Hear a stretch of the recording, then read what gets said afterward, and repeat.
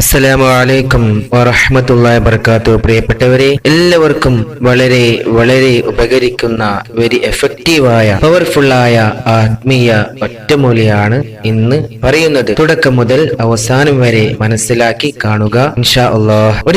ഒരുപാട് ആഗ്രഹങ്ങൾ, ഉദ്ദേശങ്ങൾ, ലക്ഷ്യങ്ങൾ ഉള്ളവരാണ് നമ്മളിൽ ഓരോരുത്തരും. നമ്മുടെ മനസ്സിലുള്ള ഉദ്ദേശം എന്തുമാകട്ടെ, ഈ ഒരു ചെറിയ ദിക്ർ മതി ഇൻഷാ അല്ലാഹ്. ഹലാലായ ആഗ്രഹം പൂവണിയും. ഈ ദിക്ർ ചൊല്ലിയാൽ പാപികൾ നല്ലവനാകും, ദരിദ്രൻ സമ്പന്നനാകും, മക്കളില്ലാത്തവന് സന്താനം ലഭിക്കും, കടമുള്ളവന്റെ കടം തീരും, ദരിദ്രാവസ്ഥ മെച്ചപ്പെടും, വിവാഹമില്ലാത്തവന്റെ വിവാഹം നടക്കും, അപമാനിതൻ മാന്യനാകും, മോശം സ്വഭാവമുള്ളവൻ നല്ലവനാകും. അങ്ങനെ ഒരുപാട് അത്ഭുതങ്ങൾ ജീവിതത്തിൽ ഉണ്ടാക്കുന്ന ദിക്റാണ് പറയാൻ പോകുന്നത്. ഇശാ നിസ്കാര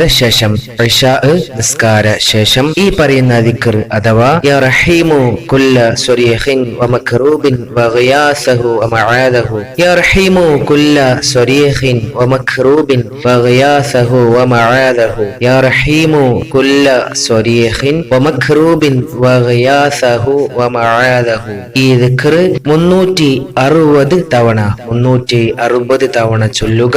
ശേഷം നിങ്ങൾക്ക് അറിയുന്ന ഏതെങ്കിലും സ്വലാത്തു 40 തവണ മുത്തുനബിയുടെ പേരിൽ ചൊല്ലുക, ദുആ ചെയ്യുക. പ്രിയപ്പെട്ടവരെ, ദുആയുടെ അർത്ഥം പറയാം. യാ റഹീമു, അത്യന്തം കരുണയുള്ളവനെ, കുല്ല സ്വരീഖിൻ, സഹായം തേടുന്ന ഓരോരുത്തർക്കും, വമക്റൂബിൻ, കഷ്ടതയുള്ളവർക്കും, വഗയാസഹു, അവർക്കുള്ള സഹായം നീ തന്നെയാണ്, വമആദഹു, അവർക്കുള്ള അഭയം നീ തന്നെയാണ് അല്ലാഹ്. ഒറ്റ വാചകത്തിൽ അർത്ഥം പറയാം. കരുണാനിധിയായ അല്ലാഹുവേ, സഹായം തേടുന്നവർക്കും കഷ്ടതയിലായവർക്കും നീ തന്നെയാണ് അവരുടെ സഹായവും അഭയവും. പ്രിയപ്പെട്ടവരെ, അശുദ്ധി സമയം സ്ത്രീകൾക്കും ഇത് ചൊല്ലാവുന്നതാണ്. 360 തവണ ചൊല്ലാൻ പ്രയാസമായാൽ 105 തവണയോ അല്ലെങ്കിൽ 100 തവണയോ ചൊല്ലാം. ഉദ്ദേശം ഉറപ്പായും നടക്കും.